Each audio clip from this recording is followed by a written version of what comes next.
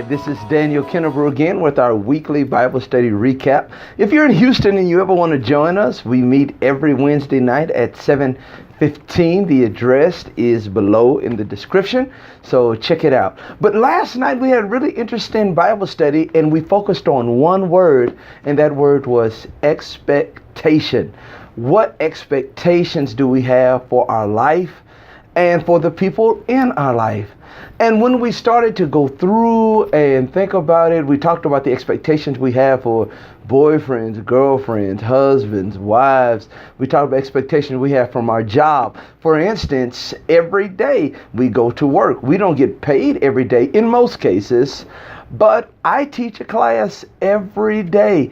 And right after the class, the dean doesn't come and give me a paycheck, but I live under the expectation that at the end of the month or what have you, that the money will be there. Some of us have great expectations for our children. And what we really drilled into is what happens when people don't meet those expectations. Some of the parents talked about how they expect their children to listen to them, how they expect their children to obey, to be good at school, to work hard at school. And when their children don't meet those expectations, their usual response is some type of discipline. Because my expectation was here, your behavior was here, so we have to find a way to close the gap. And usually that's with a belt or something like that, if you believe in whipping children. But we found that sometimes we can be very hypocritical when it comes to God's expectations of us. I'll read our main scripture from last night, 1 Peter 2:9. It says, "But ye are a chosen generation, a royal priesthood, a holy nation, a peculiar people." Think about what it says. Ye are a chosen generation, a royal priesthood, a holy nation, a peculiar people. You know what this simply says? God has expectations for our behavior.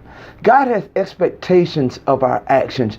God expects us to be holy. God expects us to be different, to be peculiar. This is what God expects of us. But many times when we don't meet God's expectations, we're very nonchalant. We say things like, well, I'm not there yet. Well, I ain't grew to that level. He's still working on me. But when our children don't meet our expectations, we discipline. We come down hard. We get upset. But when we're the children of God and we don't meet His, we expect Him to just be fine with, well, I'm not there.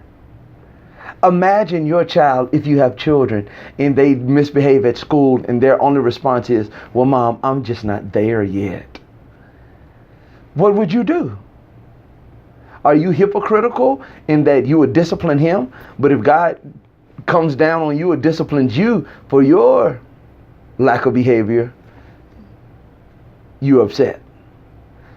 So as you go through this week and think about this, I want you to really think about what God expects of you. Not from you, because He don't need you. He doesn't need any of us.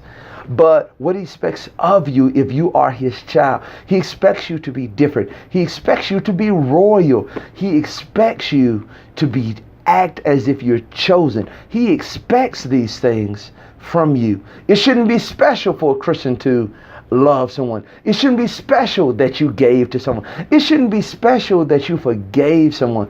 It should be just expected behavior. Not special, but expected behavior. So the question for you as you go through your week, are you meeting God's expectations?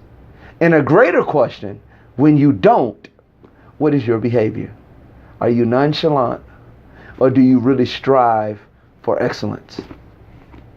Let's strive for excellence. Have a great day. See you next week, hopefully. Bye-bye.